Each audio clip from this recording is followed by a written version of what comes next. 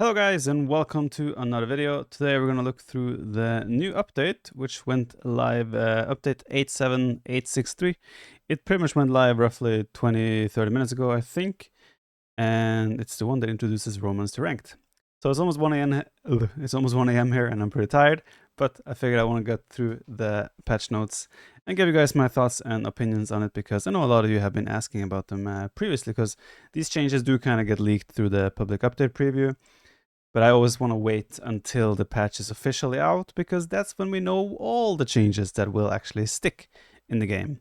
Anyway, cool guy with a band over his eye. Come dive into another update for Age of Empires 2 Definitive Edition. This is a large one with balance changes, bug fixes, and more, including Romans added to ranked play. Plus, piglins and creepers have entered through a strange portal in an all-new Minecraft Legends event. Okay. While there are plenty of notable fixes and features to look forward to in today's build, here's some of the big highlights coming with this month's update. So, Romans enabled for ranked play, as we know.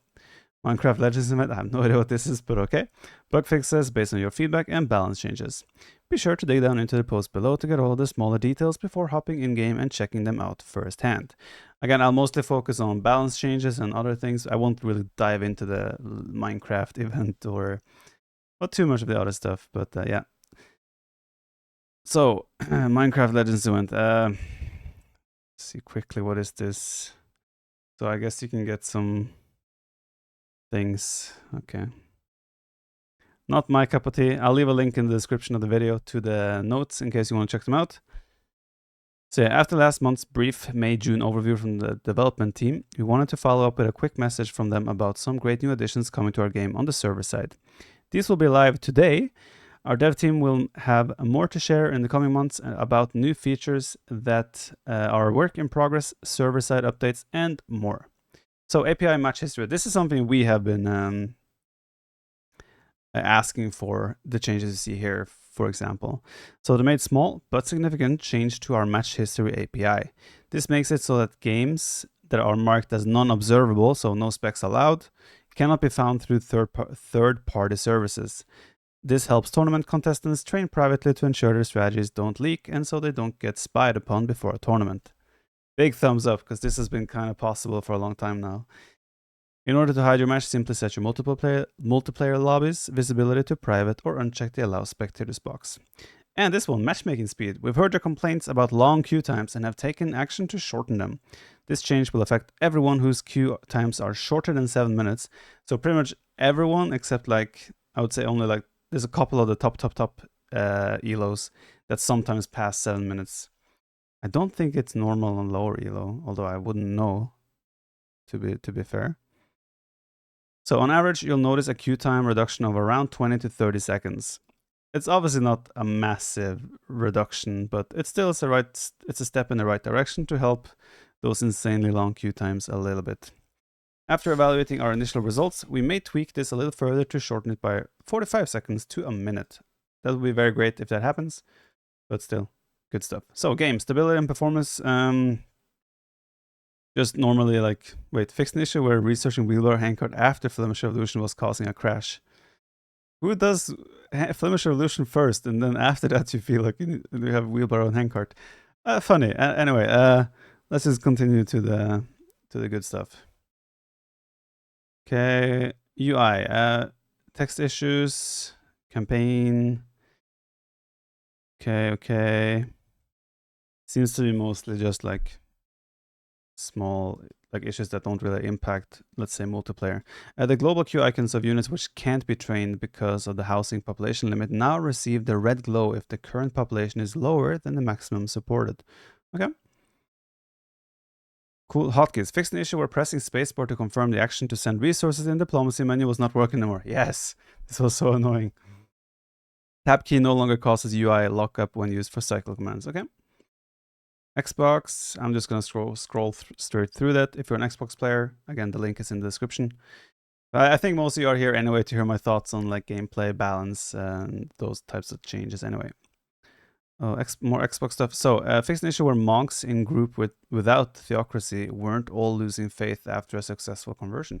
Wait, fixed an issue where monks in group without theocracy weren't all losing... Oh. That seems like a bug that have gone under the radar. Defensive buildings do not continue firing at units that have moved out of range. Wait. Was that also a thing? What the hell? Turn around priest. Waypoint flags now properly removed regardless of the mouse. Okay.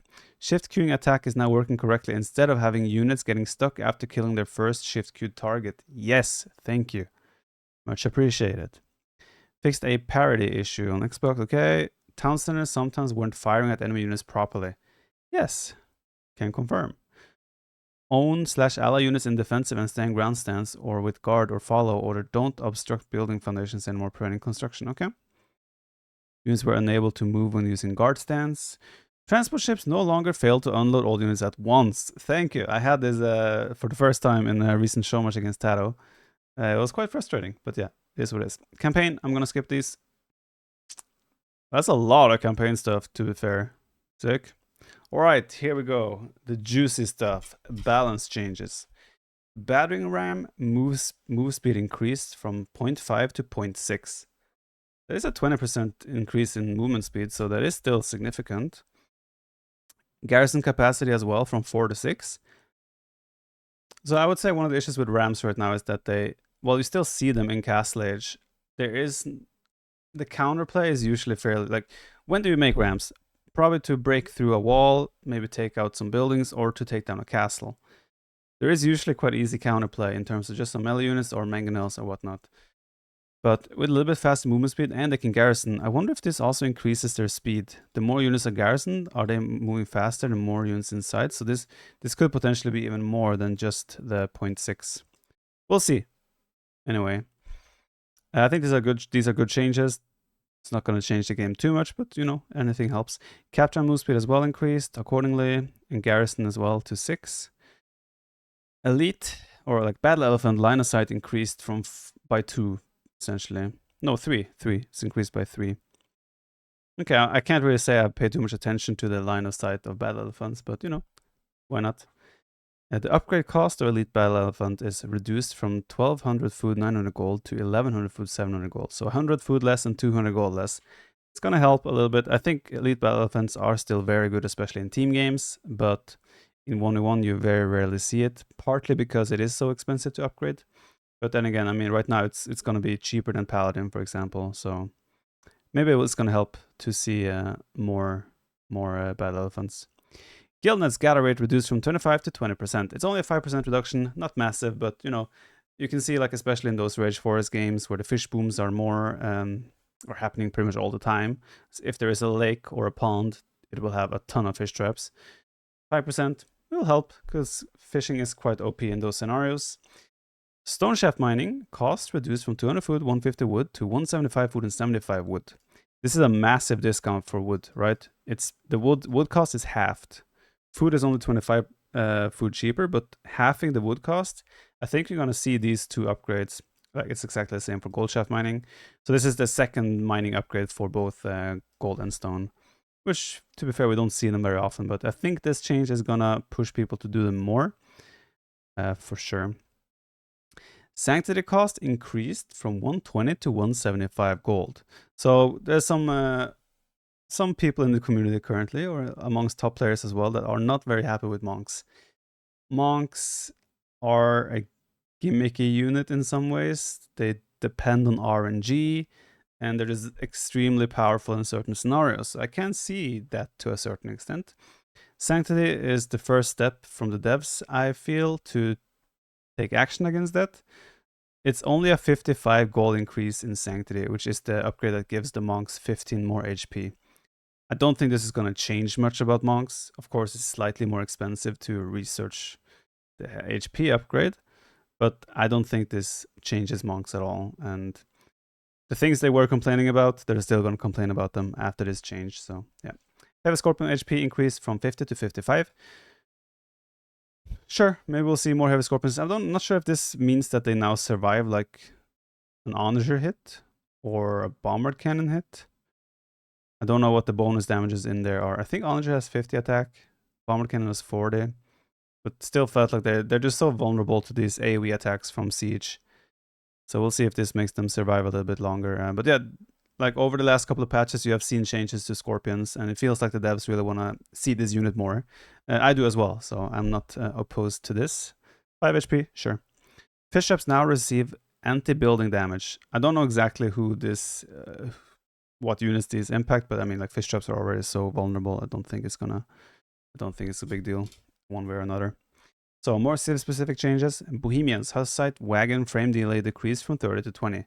So they're probably going to be a little bit easier to micro. They're still a shit unit. Okay. Britons receive Gambesons. I feel like this one wasn't necessary on paper, but okay. So Britain's champions, before Gambesons was in the game, they always had all the upgrades, and now they have all the upgrades once again. So just not a buff to Britons. Why not? Britain's still very good civ. I don't mind this, but also I feel like they didn't need it because they're already so good. Bulgarians, dismounted conic base armor increased from 0-0 to 2 and 1. Elite dismounted conic base armor increased from 0-1 to 2-2. Now, I'm of the opinion that conic is an incredibly good unit. I don't see why they felt the need to increase the armor here. This means with upgrades, these dismounted conics are going to be really, really good now. So I think full conic play is, you're probably going to see a lot of games where full conics are just going to steamroll everything. This is a change I didn't really see the point of, but okay. I guess they don't see enough conics, so they wanted to make conics more played more, I guess. That's the only logical explanation I have for this.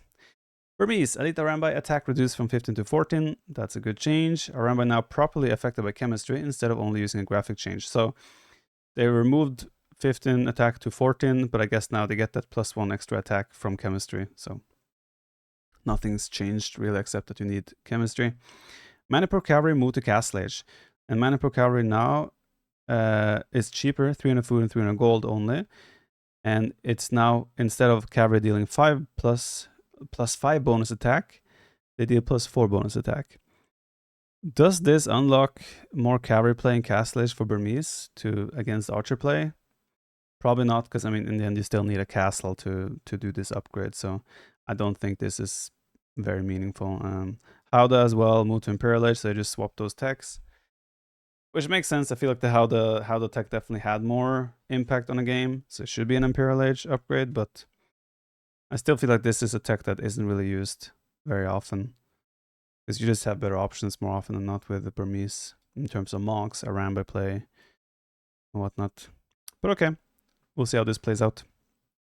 Byzantines, Greek fire changed from fireships +1 range, bomber towers 0.5 blast radius, to fireships +1 range, dromons, and bomber towers blast radius increased. They don't say how big the blast radius is, but I assume it's 0.5. So dromons get a little bit extra AoE damage. That's cool. I like dromons. I think they're a really cool addition to the game. Bomber towers now deal 25% damage in radius, no longer deal friendly fire. I heard that was one of the things that were complained about with the bomber towers. So yeah, 25% damage in radius. I wonder how big the radius is though. That's cool. I guess it's this, 0.5? We'll see. Anyways, bomber towers of Byzantines. I haven't really gotten to use that myself yet, but next time Byzantines, I'll try to think about it. Chinese, technology discount, civilization bonus reduced from 10, 15, 20% to 5, 10, 15 in Feudal, Castle Age, and Imperial Age. So you have no discounts in Dark Age, obviously, but now you have a 5% discount in Feudal Age, 10% in Castle Age, and 15 in Imperial Age. Slight nerf to Chinese, very much needed, in particularly in 1v1. I don't know how much you're gonna feel this.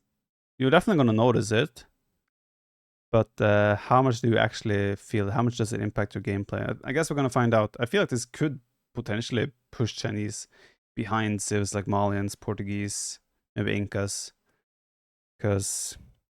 And then again, it's only 5%. But then again, when you play the game, you get a whole different feeling than reading these numbers that don't necessarily mean too much. So yeah, we'll see. Chinese. I think they definitely needed a bit of a nerf though, so this is one of the ways to do it. Hindustan is lose access to guilds. Grand Trunk Road cost reduced from 400 food, 400 wood to 250 food, 200 wood. A very cheap upgrade right now. And this upgrade also now, on top of the all gold income being better, it also now reduces the trading fee to 10%. I think Saracen's trading fee is 5%. So Hindustanis is now between Saracens and a regular Civ. So they're better than the normal Civ with guilds, but they're worse than Saracens. So just another Civ that can potentially use the market more efficiently in the late game. It's obviously not going to be impacting the game before that, so cool. Gulam got a really sick buff here. So they go from 8 attack and 10 with elite to 9 attack and 11 with elite. It's just 1 attack, but they also get 5 HP. I thought Gulam were fine the way they are. I don't necessarily see why they needed to increase that, but I guess they look at the numbers in tournaments and such and see that Hindustanis are kind of falling off a little bit. This is probably one of their ways to try and push Hindustanis a little bit back up. I still think Hindustanis are a great civ. They have an amazing economy due to the cheaper villagers, and you still have a very good tech tree. And like the Hankarners with 9 range are insane. Okay, we'll see. Italians, Pavis cost is now changed from 300 food, 150 gold to 200 wood, 150 gold. So the food cost is gone. It's now 200 wood. It's going to be way easier to research in general. But yeah, not a big deal. Koreans, this one is interesting. So military units, except siege, cost minus 20% wood. Bonus has been changed to archers and infantry cost 50% less wood. And warships cost 20% wood. Now, if you think about what units this actually impacts, there's not a lot of units, right? Archers, well, it's archers. I assume it's also going to count for cavalry archers. Infantry, it's spearmen, right? If you think about it, there's not a lot. Wait, wasn't skirmishes supposed to be impacted as well? Because here it says only archers. Here's like war wagons have been adjusted because of the... I'm a bit confused. I will have to double check this, but I thought it was going to be like skirmishers as well, which is why I felt like skirmishers spearman play can be really sick with Koreans now. Yeah, I'm sure you guys will let me know in the end. Either way, my verdict is that this is still nice, especially because you get the armor upgrade for free in the blacksmith for range units. But I don't think it's going to change and suddenly Koreans are S tier civ, right? But still, nice changes to make Koreans possibly played more in particular maps, maybe even on open maps like Arabia. And turtle ships now also affected by siege engineers, so they get 1 extra range, which is pretty cool. I would love to see turtle ships more on water maps. They're super expensive, but due to the lack of range, they always fall a bit... like you don't feel like you can justify using them, but who knows, maybe they're more viable now. And yeah, War Wagon base cost adjusted due to the wood discount. Magyars team bonus changed from +2 line of sight of foot archers to cavalry archers trained 25% faster. Team bonus is now way better. Now, +2 line of sight on foot archers, not bad, especially in team games. But now, cavalry archers training a lot faster. Keep in mind, this impacts you as well in 1v1. So you might see a lot more cav archer play from Magyars in 1v1. But imagine like a Magyar teamed up with a Tatars or a Huns in a team game, or Mongols even. You can play probably like 2 range cav archers now with those civs, as long as they have Magyar ally. So I'm quite excited for this one. I think it's going to have some impact on the range unit choices in certain civ matchups. Because I think even like Vietnamese or even Chinese, even Persians, like you can go 1 or 2 range cav archers now probably instead of crossbows way more often than before. So yeah, this is like one of the low-key changes that might have a lot of impact on a lot of different games. Malaya lose Gambesons, so they do obviously get 200 swordsmen for no gold cost after the Imperial Age tech is researched. I don't remember the exact name of it. Forced Levy? Forced Levy, I think it is, yeah. So if you research that, your militia line units only cost food. So the fact that they lose Gambesons is probably good, because spanning 200 swordsmen with Gambesons as well felt insane the one time I did it. So yeah, I think it's a good change. Malians, gold miners drop off more gold, civilization bonus reduced from 15% to 10%. That's fine. Malians felt so good after this bonus, and I think they're still gonna feel so good. So this is a good change in my opinion. Persians, war elephant line of sight increased. Yay! I guess it's to stay in line with the battle elephant line of sight increase, so sure. Let's talk about the elephant in the room. Changes are on the horizon for Persians. So yeah, Persians feel a bit lackluster right now.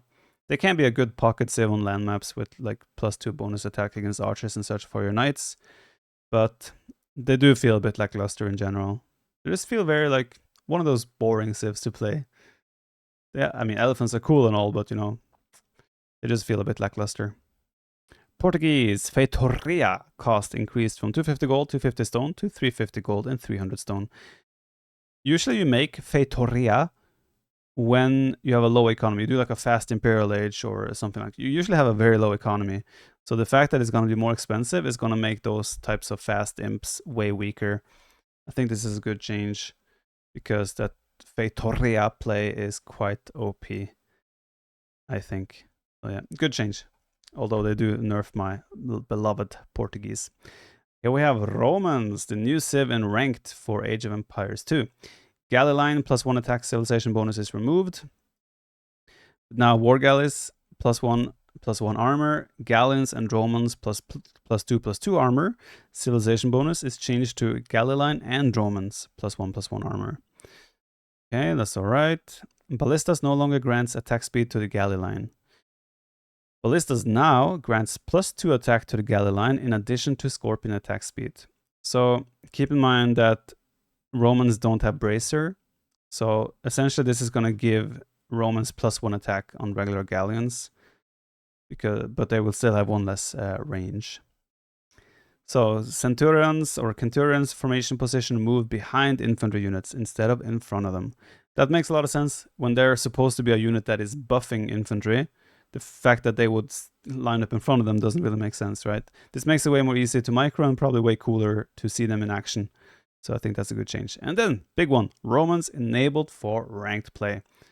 I guarantee there's going to be some Romans in ranked ladder tomorrow. Slavs lose access to fervor, but they get a new civ bonus. Monks move 20% faster. So they're pretty much going to move 5% faster than other monks, because fervor, if I'm not mistaken, is 15% increase in movement speed. So, you know, Slavs, they already have pretty good monks, and who knows, maybe Slav Monk Rush is going to become even more popular now, especially on Arena, maybe Black Forest. So we'll see how fast they feel. But obviously, just 5% more compared to Fervor shouldn't be the biggest deal. But even like things like going out to get relics right away early on in the game, you know, you're going to bring them quite fast because you don't even have to research Fervor. So I think it's a very solid bonus, all things considered. Turks, this one is a big one. Janissary attack range reduced from 8 to 7. So Janissaries always felt so OP in so many situations because they outrange everything in Castle Age besides, like every unit in Castle Age beside Britain range units. So you could always micro them so efficiently. You can out micro mangonels because you have more range. And the reason why it feels so harsh compared to like Britain's crossbow is because you have such high DPS as well. I think a Janissary has 17 attack, if I'm not mistaken. So like you 3-shot a mangonel. Britain's crossbows don't 3-shot a mangonel unless you have like 10 of them. So it's like, it's definitely a welcome change. It probably means the Turk castle drop is not going to be as broken or OP on arena maps anymore as well. And still, elite Janissaries are unchanged. So you still have 8 range with the elite one. I think this is a very good change for Turks. And it probably invites Turks to play a bit more standard on these, in quotes, clown maps as well.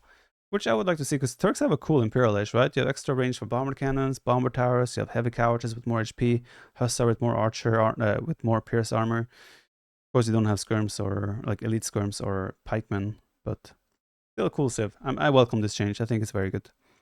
Vietnamese, this one is like, oof. This one, oof. Guys, this one might seem not that important, but economy technologies now also research 100% faster. Vietnamese are already so good. They were already such a good civ. You don't spend wood on technologies, economy technologies, and now they're also 100% faster. This is I might be overreacting to this, but I just feel like Vietnamese already were so good. They didn't need this. And then on top of that, Imperial Age Skirmisher upgrade is reduced from 300 wood, 450 gold to 300 wood, 300 gold. This is across the line for every, like, any, like, because the team bonus is giving access to Imperial Age Skirmishers. This is going to be the cost for every civilization. Vietnamese might honestly take a step up and become one of the better civs. I just get the feeling that something like this is super nice. Especially in 1v1 as well. now that imp skirms are cheaper as well. All right, Return to Rome. These are changes I'm probably not going to look too much into. Again, in the description will be the link. Okay, that's not too many changes to be fair. So, map balance. Reintroduce the Asian, European, American themes. So Arabia will be not the old King of the Desert version anymore. You'll have a bit more variation in your Arabia games on the ladder. I think that's a welcome change for a lot of people. Forests may now generate again on some map themes, so it won't be only rhinos or elephants anymore. Gazelles now occasionally generate on some map themes. Okay, ponds have been entirely removed from player forests. They may still appear in neutral forests on the map. Malay fish boom incoming. Forest generation on run players has been modified to create slightly more open generations.